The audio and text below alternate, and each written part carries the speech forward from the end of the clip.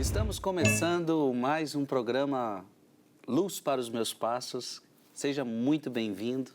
Este programa que medita a palavra de Deus. Aliás, já aconselho você a trazer em mãos essa palavra que é luz para os seus passos, essa palavra que ilumina o seu caminho. Estamos hoje, programa passado, começamos a tratar sobre inspiração. Esse livro aqui foi inspirado por Deus? Esse livro aqui contém erros? Alguma dessas perguntas já tratamos no programa passado e vamos continuar tratando no programa de hoje. Então seja bem-vindo, você que nos acompanha pela TV Canção Nova, você que nos acompanha pelo meu canal do YouTube, Frei Gilson Barra Som do Monte, e pelo canal do YouTube de Dom José Francisco Falcão. Aliás, eu já começo com esse texto da Escritura, 2 Timóteo, capítulo 3, versículo 16 a 17. Nessa categoria de inspiração, a gente já teve essa resposta, Dom José já nos falou sobre isto, mas eu começo então esse programa com este texto. Toda a Escritura é inspirada por Deus, útil para ensinar, para repreender, para corrigir e para formar na justiça. Por ela o homem de Deus se torna perfeito, capacitado para toda boa obra. Um texto tão lindo de São Paulo, falando que afirmando, né? Toda a Escritura é inspirada por Deus. E por isso que a gente entrou nessa problemática. Se ela é inspirada por Deus, ela pode errar? Aliás, é com essa pergunta que eu vou começar ainda a fazer a Dom Falcão. Mas antes, obrigado pela sua presença, alegria tê-lo aqui conosco mais uma vez. Que alegria estar aqui, a alegria também é minha, Frei Gilson. Dom José, como eu acabei de ler, toda a Escritura é inspirada por Deus. Paulo afirma isso também na segunda carta ao Timóteo. A pergunta ainda continua para o senhor, a Bíblia pode errar se ela foi inspirada por Deus? Não pode errar. Toda ela diz a verdade, toda ela ensina a verdade, a Bíblia não contém erros. Cito, convido Vossa Reverendíssima a ler o parágrafo 107 do Catecismo da Igreja Católica. Esse é o ensinamento oficial da Igreja sobre o argumento, tirado, aliás, literalmente de um documento do Concílio Vaticano II, a Constituição Dogmática sobre a Divina Revelação, chamada Dei Verbum, parágrafo 1º, sobre a Palavra de Deus. Catecismo da Igreja Católica, parágrafo 107. Os livros inspirados ensinam a verdade. Portanto, já que tudo que os autores inspirados ou agiógrafos afirmam deve ser tido como afirmado pelo Espírito Santo, deve-se professar que os livros da Escritura ensinam, com certeza, fielmente e sem erro, a verdade que Deus, em vista de nossa salvação, quis que fosse registrada nas Sagradas Escrituras. Bem, aqui nós devemos fazer a seguinte pontuação. Quando os autores sagrados nomeiam determinados lugares e atribuem a determinados lugares nomes que hoje não têm esse nome. E, portanto, a nomenclatura oscila, varia. Isso, de forma alguma, nos autoriza a dizer que a palavra de Deus erra. Uma determinada localização, lembremos-nos de que a forma de se medir, a forma de se mensurar, a concepção de agrimensura, a ideia que temos de norte, de sul, de leste, de oeste, de altitude, de latitude, a concepção que os autores sagrados tinham ao descrever povos, ao descrever acidentes geográficos, eram próprias do seu tempo.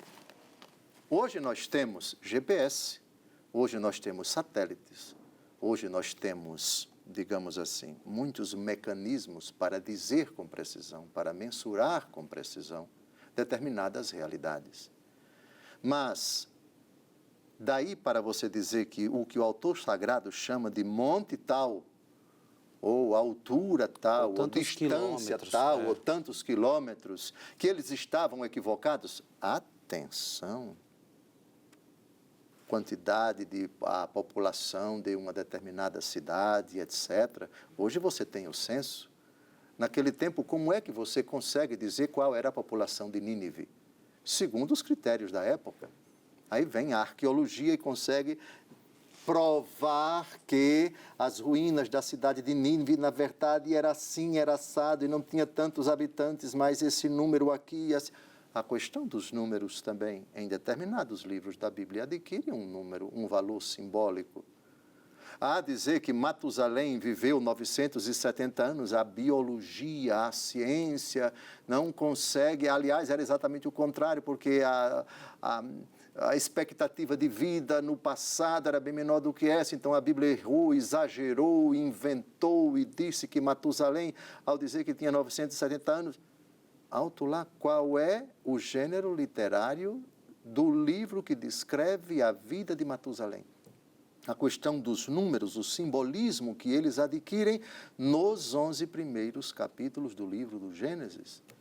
Cuidado, quando a gente pega critérios de hoje, quando você pega até elementos válidos de determinadas ciências, arqueologia, botânica, psicologia, sociologia, economia, etc., e você joga para o mundo bíblico, é lógico que a tentação para dizer que a Bíblia errou ao dizer que é isso, ao dizer que é aquilo. Eu proponho à vossa reverendíssima que quando nós terminarmos essa introdução, aborde aqui alguns assuntos, alguns aspectos que alguns alegam ao dizer a Bíblia errou, porque na verdade, etc., o nome desta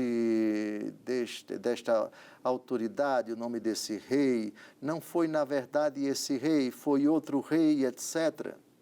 Precisamos então ponderar o seguinte: o rei é fulano de tal, mas como ele era chamado no mundo hebraico? Ou então, a forma de você contar o número dos reis, das dinastias, do tempo em que aconteceu aquela guerra, quais os critérios, a partir de que ano se conta, e essa contagem, ela pode ter cometido algum equívoco, qual foi o critério que o autor sagrado utilizou para dizer foram tantos anos, foram tantos habitantes, foram tantos soldados, ou a guerra durou tanto tempo, e assim por diante. Qual o conceito de guerra? Tudo isso, Frei Gilson, precisa ser considerado. Acho oportuno que esse assunto lá no finalzinho seja abordado. Faça um apanhado das críticas que alguns dizem, que, né, acusando a Bíblia de ter cometido erro. Sim. É importante a gente tratar disso.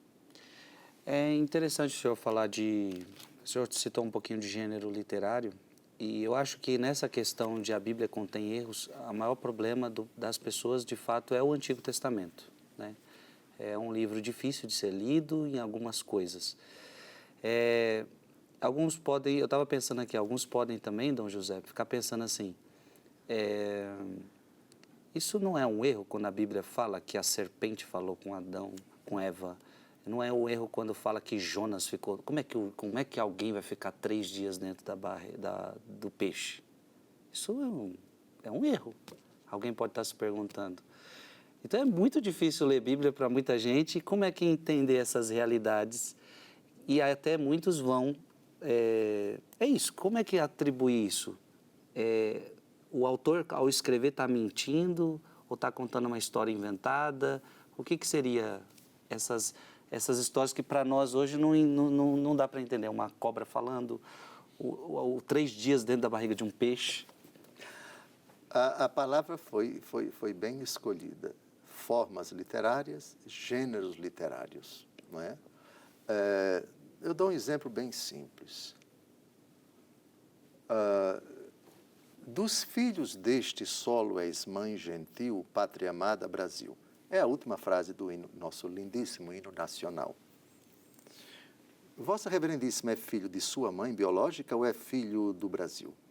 De minha mãe biológica. Pronto, no sentido estrito. No sentido poético, a pátria mãe gentil chama, no hino nacional, o Frei Gilson de filho.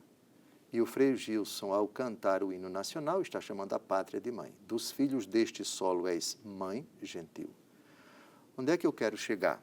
Ao dizer que a mãe biológica, em sentido estrito, genético, biológico do Frei Gilson, é a mãe dele, de cujo ventre ele saiu, mas é preciso admitir a possibilidade de essa expressão mãe e essa expressão filho, colocada num contexto de gênero literário, de uma forma literária diferente, ter um outro significado. Então, um ser humano, mas fulano tem um temperamento, fulano é uma víbora, é uma cobra. Já ouviu essa expressão? Já. Pronto. O que isso quer dizer? Não é que ele seja uma víbora, não é que ele seja uma cobra, é que ele tem o instinto, tem a animosidade, a audácia, o veneno, se você quiser, da cobra. O mesmo se aplica ao diabo. A serpente, Gênesis capítulo 3, a serpente era o mais astuto de todos os animais da terra.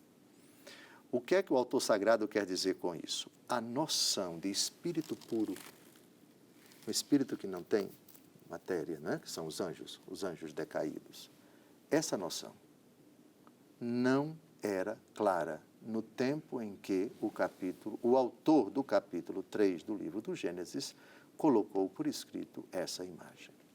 Então, ele lançou mão desse dispositivo que nós aqui no Brasil temos e aplicamos realmente. Fulano é uma jararaca, fulano é um escorpião, fulano... Jesus para Herodes vai dizer para aquela raposa. Raposa. Pronto, tá aí. Jesus fala isso. Exatamente. Então, você usa uma imagem onde você pega um animal, né, ser de mansos como as pombas, prudentes como as serpentes, são... Pedro, na primeira carta, capítulo 5, versículo 8, eis que o vosso adversário, o demônio, vos rodeia como um leão que ruge, buscando a quem devorar. Essa mesma imagem no Apocalipse é usada para descrever Jesus, o leão da tribo de Judá. Então, quando você associa animais, seres irracionais que rastejam, como a serpente, animais... Eu sou o bom pastor, conheço as minhas ovelhas me conhecem. Quando você diz que é ovelha do rebanho do Senhor, você não está se rebaixando à imagem da ovelha, você está fazendo essa transposição, essa alegoria, que é uma comparação. O que a ovelha é para o pastor, você é para nosso Senhor. A ovelha é dócil, a ovelha ouve, o pastor está perto dele, é protegida por ele, é cuidada por ele e assim por diante. Então, tocamos aqui a questão das imagens que são utilizadas para descrever de uma forma que as pessoas possam compreender uma realidade que, se fosse escrita com toda a literalidade, com todos os critérios atuais, não, o espírito puro era o mais astuto dos animais da terra. Se você usasse a linguagem do tempo de Jesus ou a linguagem do nosso tempo para o homem daquela época, ele não compreenderia, porque na cabeça dele não está clara ainda a ideia de espírito puro. Então, o autor sagrado coloca no lugar do espírito puro, decaído, a serpente. A serpente que fala, na verdade, é o demônio que fala, é o demônio que tenta, é o demônio que está atuando ali. A instigação é dele, a iniciativa é dele, o diálogo com Eva é do demônio com Eva. Sim. Mas a linguagem figurada utiliza esse dispositivo, que é utilizado no nosso corriqueiro, no nosso dia a dia aqui no Brasil. Nós mesmos deveríamos respaldar isso. Não é que a serpente, enquanto está, houve uma serpente, enfim. É uma linguagem corriqueira do meu tempo, do seu tempo, da nossa pátria, da nossa região, da minha Alagoas, do seu estado de São Paulo, do Brasil inteiro, chamar alguém de jararaca, de cobra, ou então de doce. Fulano é um doce. Você associa a pessoa a uma coisa que você come, ou seja, ela é algo agradável de se conviver e assim por diante. Então, essa imagem ela é muito utilizada pelos autores dos primeiros capítulos da Bíblia. Então, não existe isso de dizer que serpente não fala, logo a Bíblia errou porque serpente não fala. Se bem que Deus é todo poderoso para... Temos um episódio no livro dos Números em que a mula de Balaão fala, uma jumenta. Mas jumenta não fala. Bom, ordinariamente não. Mas Deus tem poder suficiente para colocar nos lábios de uma jumenta que ela fale. E de fato ela falou. Jesus que falou? Se eu não falar, as pedras falarão? Sim, sim. Exatamente. Tem poder até para isso, para fazer pedra falar, se ele quiser. No diálogo com os opositores dele, Jesus falou isso. Tem sim. Ô, Dom José, já entendemos que toda a Sagrada Escritura é inspirada por Deus. Já entendemos que Deus é o autor principal da Sagrada Escritura e temos os autores humanos inspirados por Ele. É verdade. Depois, nós entendemos, então, se a Bíblia é inspirada, ela não contém erros. Não contém. Se Deus foi o autor, se Deus inspirou. Entendemos que não é Deus que mudou, mas é o ser humano que precisou de tempo para entender toda essa revelação de Deus. O que inclui também, me permita um adendo, a evolução é da parte da criatura. Exato. A respeito do que ela pensa de si, do que ela pensa do mundo, do que ela pensa até do próprio Deus. As ideias de Deus, do povo hebreu, nos primórdios, eu sou Deus que se vinga dos pais nos filhos, nos netos, nos bisnetos, Êxodo capítulo 20, o decálogo. E depois o povo vai evoluindo até o profeta Ezequiel a respeito da responsabilidade individual. Ezequiel é bem claro. Essa mentalidade de vocês não pode ser admitida. O próprio texto de Ezequiel diz: o que vocês pensavam de mim e o que vocês pensavam a respeito da punição, a respeito dos pecados dos pais, isso não. Cada um vai pagar pelos seus próprios pecados. Os filhos não vão pagar pelos pais. Qual é a prova? A partir de Ezequiel, que a ideia que eles tinham de Deus lá atrás, no livro do Êxodo, era uma ideia imperfeita. Deus não era aquilo que eles diziam que eram, mas que Deus era. E Deus se adequou. Então, se chega uma pessoa e diz, olha, na minha cabeça, o Frei Gilson é isso, e ninguém tira da minha cabeça, porque eu aprendi assim, O que é que o Frei Gilson diz? Vai tentar dissuadi-la? Não, você não está dizendo que eu sou? Então eu sou. Para você eu sou. O que eu posso fazer? Exato. Só que Deus vai pacientemente, agora eu respeito o que você pensa a respeito de mim, e mais para frente eu vou educando vocês. Ficou claro isso? Sim. Não há contradição. Há evolução da parte da capacidade de compreensão do povo. E é bonito vermos, então, que essa perfeição a gente percebe na Bíblia. Então ficou claro, a evolução do que o ser humano pensa de si, do que pensa do mundo e do que pensa de Deus. De Deus, disse tudo. E a evolução a gente percebe e a perfeição a gente chega em Jesus e vê a perfeição total, né? Aliás, é a palavra usada por ele. Eu não vim abolir a lei e os profetas, vim levá-los à perfeição. Jesus não veio abolir o pensamento de Lameque. Não, veio levá-lo à perfeição. Exato. E qual é a perfeição do mandamento da concepção de Lameque de matar 77 pessoas? Amai-vos uns aos outros. Quantas vezes devo perdoar o irmão? Pergunta São Pedro. 7 vezes? Não 7 vezes. 70 vezes 7. Então, quer dizer que Jesus não veio abolir Lameque? O pensamento dele não, veio levá-lo à perfeição. Qual é a perfeição de matar 77 pessoas? Perdoar 70 vezes 7. O mandamento do amor aos inimigos. Cuidado com os verbos, cuidado com os substantivos. Eu não vim abolir dente por dente, olho por olho. Jesus não veio abolir isso. Jesus veio levar à perfeição. Qual é a perfeição do mandamento dente por dente, olho por olho?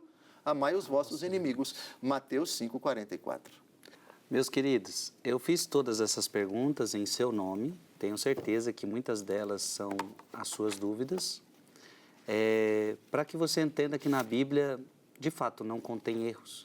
E que não há contradição. Porque, de primeiro momento, parece que existem várias contradições. Mas aí você entendeu que precisamos de um texto com outro texto para você chegar à conclusão de que, na verdade, não há contradição. É por isso que você está aqui. E, olha, vamos fazer o seguinte, um breve intervalo e nós já retornamos, porque ainda não acabou o programa. Vamos ter muita coisa para partilhar. Estamos de volta ao programa Luz para os Meus Passos. O programa de hoje está bom demais. Toda a Sagrada Escritura é inspirada por Deus. Se é inspirada por Deus, não contém erros. Fiz muitas perguntas aqui em seu nome e eu já tenho uma boa notícia para dar para você. A partir de agora, eu já começo a te deixar na expectativa para os próximos programas. Porque até agora é uma introdução, ok? Isso aqui tudo é uma introdução, uma introdução básica para que você consiga adentrar nesse universo da Sagrada Escritura.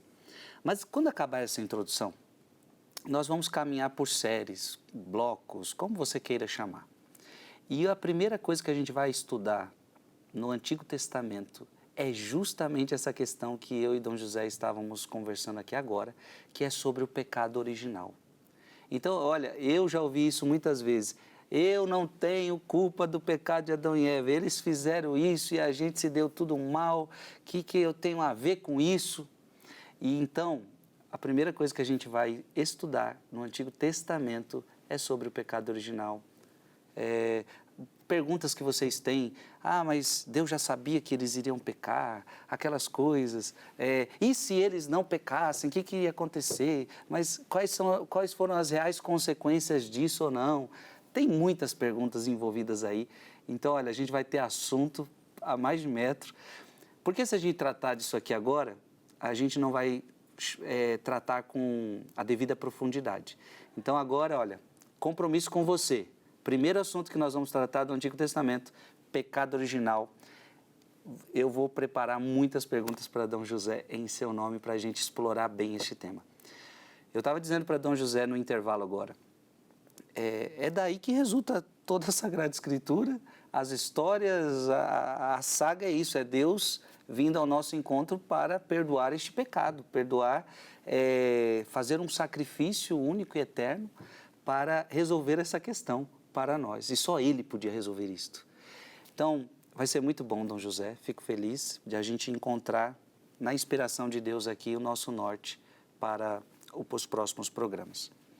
Dom José, vendo que a Bíblia é toda inspirada por Deus, a pergunta que eu faço para o senhor é, nós na Igreja Católica, nós temos a Eucaristia que é muito valiosa para nós. E a Eucaristia nós nos ajoelhamos, nós adoramos, nós entendemos que ali é o nosso Deus. Só que a pergunta é, a Bíblia aqui contém a palavra de Deus. E se é a palavra de Deus, alguém pode pensar, esse livro também não teria que ser adorado? Então, será que nós não temos que nos ajoelhar e dizer, livro, eu te adoro? Como que seria isso? Como é que o católico enxerga este livro sagrado? Bem, a Bíblia Sagrada, qualquer que seja o formato, então esse daqui parece um tijolinho, esse daí é um tijolão maior, etc. Tem Bíblia com mais requintes, mais largas, mais altas, etc. O conteúdo, sem dúvida alguma, é sagrado e, por causa disso, a matéria merece respeito. Primeiro porque matéria, enquanto tal, é obra de Deus, mas, sobretudo, porque ela contém textos sagrados. Mas ela continua sendo matéria. Uhum. Nós não adoramos a matéria. Aliás, a única matéria que nós adoramos é o corpo do Verbo encarnado. Uhum. O Verbo se fez carne e habitou entre nós. Então, assumiu a carne. A única matéria que nós adoramos é a da carne de Jesus. Eucaristia, o pão, mas ali o pão consagrado já não é mais pão. É corpo, sangue, alma e divindade de nosso Senhor. Essa matéria que está no sacrário, esta matéria que nós comungamos, é o corpo, o sangue, a alma e a divindade de nosso Senhor e Salvador Jesus Cristo. Não adoramos matéria além desta. Ficou claro? Sim. Isso quer dizer que, por mais sagrada que seja a letra que está aqui impressa nessas palavras, essa realidade não pode ser objeto de adoração, porque ela não é a matéria do corpo de Cristo. Então, não adoramos a matéria onde estão as palavras sagradas, mas veneramos, respeitamos essa matéria, porque esse não é um livro qualquer. É a palavra de Deus escrita. Até porque eu estava pensando, se nós adorássemos a matéria, o livro que contém a palavra de Seria Deus... idolatria, bibliolatria. Bibliolatria, mas aí a gente podia pensar, hoje a Bíblia está no celular, então porque ela está lá, eu também teria que adorá-la, então não tem nexo. A matéria ficou claro quando o Senhor então diz que o texto é sagrado, mas eu não adoro então a matéria. Perfeito. O catecismo parece que tem alguma citação sobre isso? Tem. A religião do livro chega a falar isso? O cristianismo não é a religião do livro, é a religião da pessoa. Jesus é a nossa religião. Catecismo da Igreja Católica, parágrafo 108. Um texto muito bonito, no meu entendimento. O catecismo é um espetáculo. Parágrafo 108. Leia, por favor. Todavia, a fé cristã não é uma religião do livro. O cristianismo é a religião da palavra de Deus. Não de uma palavra escrita e muda, mas do Verbo encarnado e vivo.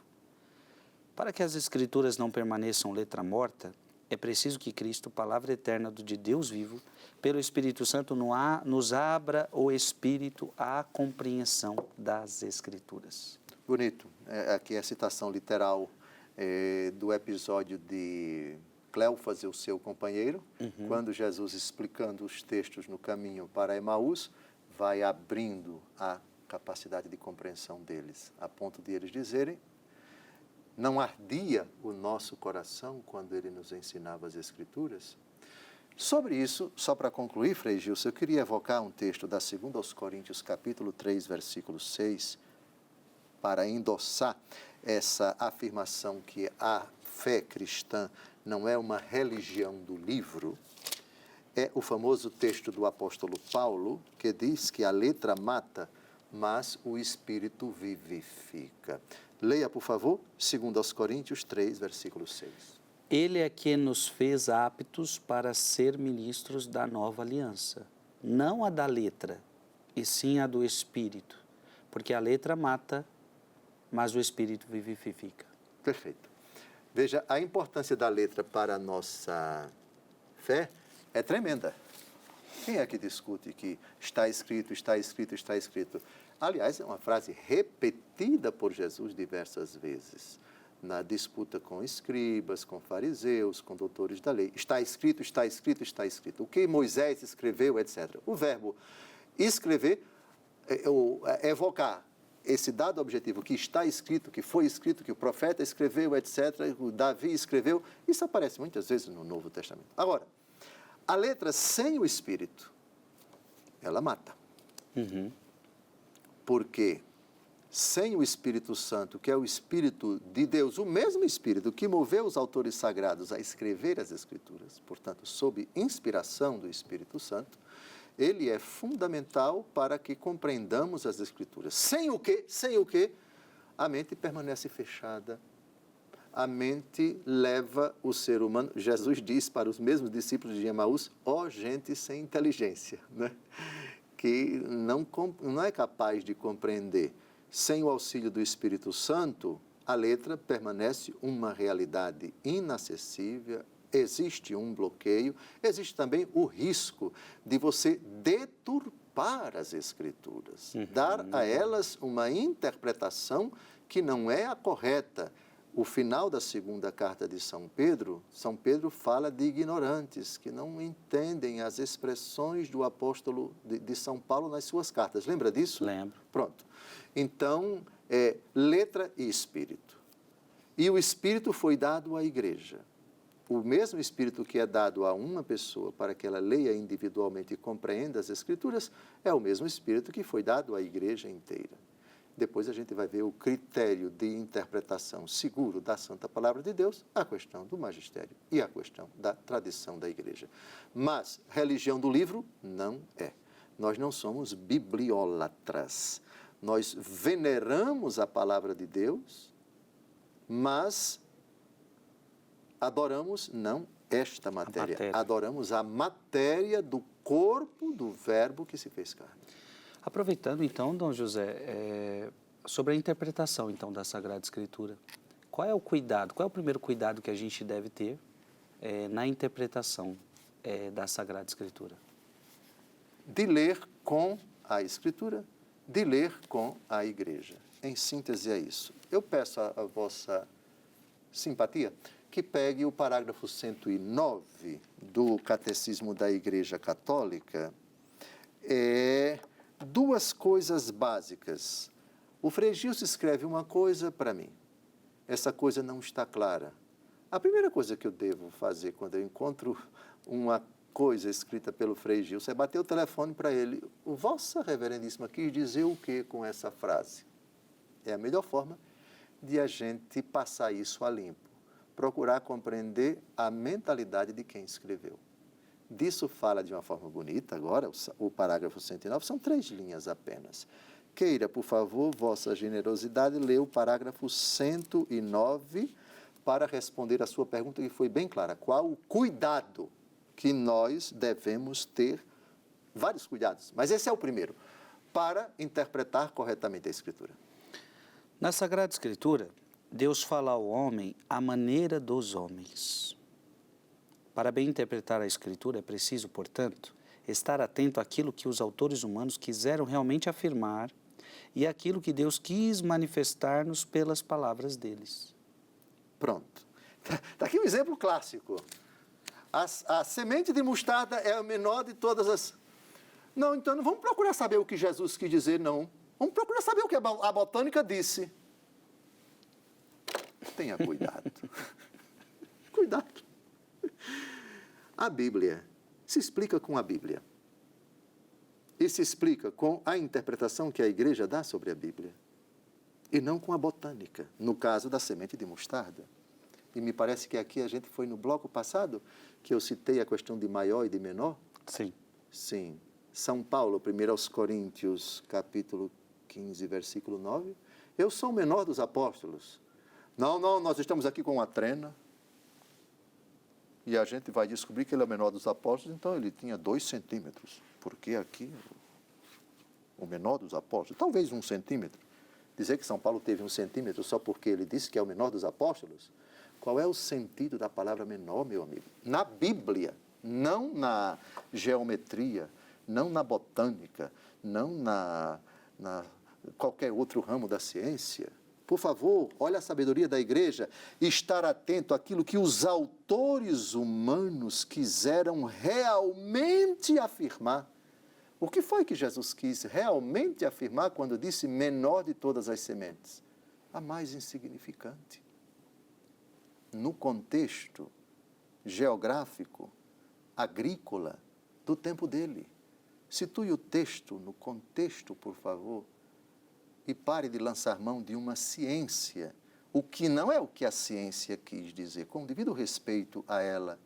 O sentido não foi de agrimensura, não foi de agricultura, não foi de ciência botânica, quando Jesus falou, num contexto de uma parábola, que a semente de mostarda é a menor dentre todas as sementes da terra. Isso é um exemplo bem simples para a gente compreender essa realidade. A palavra de Deus teve autores que escreveram com uma mentalidade bem precisa. Inserir-se e, quanto possível, descobrir a mentalidade do autor. E aí você descobre, ou no próprio versículo, ou no próprio capítulo, ou no próprio livro. Nós fomos buscar onde? Fomos buscar em Mateus.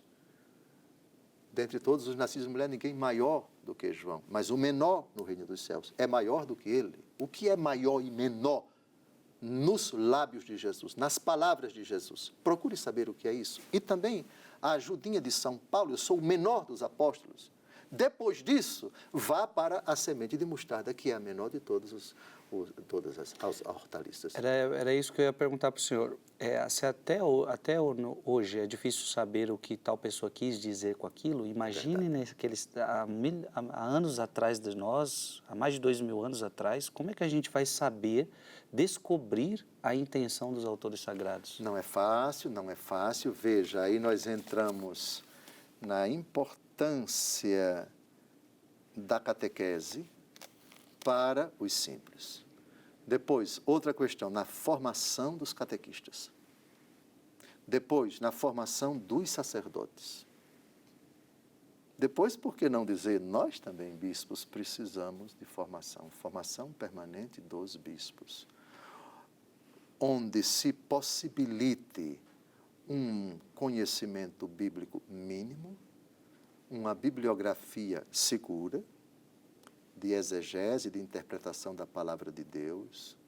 Eu, particularmente, rendo graças a Deus porque me deu essa paixão pelos padres da igreja. Eu fiquei muito feliz, todos vocês aqui, todos vocês, fiquei tão feliz. No último encontro do qual eu e este cabra participamos, eu estava na casa ali hospedado com ele já estava pregando e eu ainda ia pregar. Aí chegam duas jovens com duas caixas bem assim. Dom José, sua bênção e tal. Eu disse, bem, olha, quando o Dom Frei Gilson chegar, o senhor diz que esses livros chegaram e tal. Eu disse, tá bem. Aí eu vi os livros, a caixa aberta, uma coleção, Os Padres da Igreja, uma coleção que interpreta versículo por versículo todos os textos da Escritura. Eu fiquei muito feliz em saber que a coleção que eu tenho, agora ele tem. Vossa Reverendíssima, portanto, que já está contaminado, no bom sentido, pelos padres da igreja, pronto, esse é o caminho. Aquilo que Vossa Reverendíssima tem acesso, os padres da igreja, como interpretar nas suas pregações, vá transmitindo. É assim, formando as pessoas, formação bíblica, formação dos padres da igreja, formação do magistério da igreja. Hoje, com o celular, você, por favor, olha, eu vou dar uma dica. Quando eu quero preparar minhas homilias, além dos padres da igreja, eu vou no site clerus, clerus.org. É o site do Dicastério para o Clero. E lá tem uma janelinha, como os padres da igreja interpretam todos os versículos da Escritura. Vou lá, digito, pego o texto. Se é numa determinada língua que eu não sei, a inteligência artificial traduz. Preparo minha cola para fazer a homilia. Essa é uma forma, tantos outros sites seguros, de bons pregadores, de bons formadores, de bons conhecedores da Bíblia, enfim, e uma bibliografia também segura. Isso ajuda a gente a, claro, a levar para aqueles que não têm acesso, quanto possível, numa linguagem simples, mas fiel à própria Escritura, fiel à igreja, o significado desse texto, etc. É um trabalho gigantesco, gigantesco, mas, fundamentalmente, essa tarefa não é das pessoas simples. Conhecer a mentalidade do autor é responsabilidade nossa, minha, sua, eu como bispo, Vossa Reverendíssima como padre, os professores da Escritura, os professores de teologia, os bispos formando os padres formando os leigos, os religiosos se formando e formando os outros religiosos e também os leigos. Uma tarefa ingente de possibilitar que essa riqueza chegue ao conhecimento das pessoas numa linguagem clara, para que as pessoas tenham critérios seguros para interpretar essas passagens difíceis. Reconheço, não é uma tarefa fácil, mas, em poucas palavras, esse esforço convoca, congrega e empenha muitas pessoas na igreja. Fundamentalmente, a quem muito for dado, muito será pedido. O parágrafo 110 do Catecismo parece que contribui nesse sentido, né, Dom Falcão? Leia, por favor. Para descobrir a intenção dos autores sagrados, há que levar em conta as condições de sua época e de sua cultura, os gêneros literários em uso naquele tempo, os modos então correntes de sentir, falar e narrar. Então, por isso que não é tão simples assim, né? Não é tão simples assim. Pois a verdade é apresentada e expressa de maneiras diferentes nos textos que são, de vários modos, históricos, ou proféticos, ou poéticos, ou nos demais de outros gêneros de expressão. Disse muito bem, não é uma tarefa fácil. Mas aqueles que têm o amor à Escritura, têm amor a Deus, amor à salvação das almas, que não tenha mestrado ou doutorado em Bíblia Sagrada, mas eu amo a minha igreja e sinto que posso dar esse contributo, ajudar aqui e agora as outras pessoas a tirar essa noção errada, essa noção equivocada, de repente um bom link, um bom vídeo de um bom pregador. Olha aqui como ficou claro. Aquilo que estava obscuro, enfim, estávamos gravando aqui, vai ao ar, só Deus sabe quando, acho que fevereiro ou março do ano que vem, a gente falando aqui das filhas de Ló, que embriagaram seu pai, etc. Aí uma pessoa me procurou aqui na Canção Nova, Dom José, aquilo mexeu com a minha cabeça, agora eu entendi aquilo que estava bem confuso na minha cabeça e tal. A palavra-chave que o senhor usou foi costume universal. E o senhor disse que o que elas fizeram foi errado. O senhor fez uma distinção e tal. Que interessante. O programa ainda nem foi ao ar. E a pessoa aqui já em off me procurou para agradecer por isso. Esse é o esforço que nós estamos fazendo. Eu devo dizer a vocês, eu reconheço. O meu mestrado e o meu doutorado não foram em Bíblia, foram em Direito Canônico. Mas isso não me desautoriza, seja como batizado. Eu tenho autoridade, como batizado, de fazer o que eu estou fazendo com Vossa Reverendíssima, mesmo não tendo mestrado nem doutorado.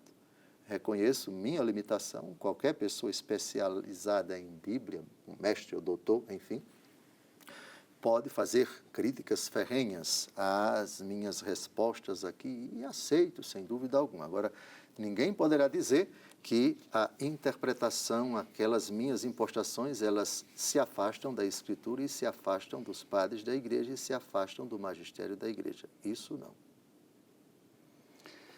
O senhor falou uma coisa tão bonita, né? Porque o que ficou claro aqui, eu achei, é isso que as pessoas precisam entender. Para descobrir a intenção do autor, então você vai ter que entender as condições da época, da cultura, gênero literário, tal. É muito difícil.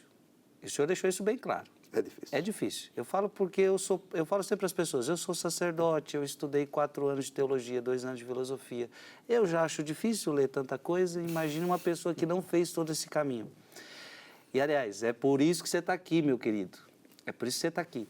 E aí eu achei importante o senhor dizer isso. A nossa responsabilidade de levar um pouquinho mais mastigadinho para as pessoas, né? O senhor tem falado isso nas homilias que eu vejo o senhor falar. Vocês, padres, têm esse dever de trazer nas homilias a explicação do que esse texto quer dizer, explicar para as pessoas. Porque as pessoas estão no seu trabalho, estão na sua vida, elas não têm esse tempo para se dedicar, né? Então, quando o senhor fala que é nossa responsabilidade dos catequistas, dos sacerdotes, dos bispos, isso é importante, eu creio. Sim. Hoje, com isso daqui, a gente pode resolver tantos dilemas. Senhora catequista, eu tenho uma dificuldade a respeito desse texto. E ela não sabe? Tem várias alternativas. Eu agora não posso lhe dar a resposta, mas vou procurar. Exato. Um site de procura, você... Não estou dizendo que são todos os links e todas as respostas. Na internet tem muita coisa boa e também tem muita coisa que não presta. Uhum. Tem muita coisa que se diz católica e, na verdade, não é católica. Tem muitos supostos intérpretes da Escritura cuja interpretação você deve colocar em xeque, você deve suspeitar, porque não é interpretação correta. Mas também tem muita gente boa, viu? Tem muita coisa boa, seja em língua portuguesa, seja em outras línguas, mas... praticamente todos os aplicativos você já traduz na hora, ou seja, já sai a tradução em português daquele site, daquele pregador, daquela palestra, daquela conferência.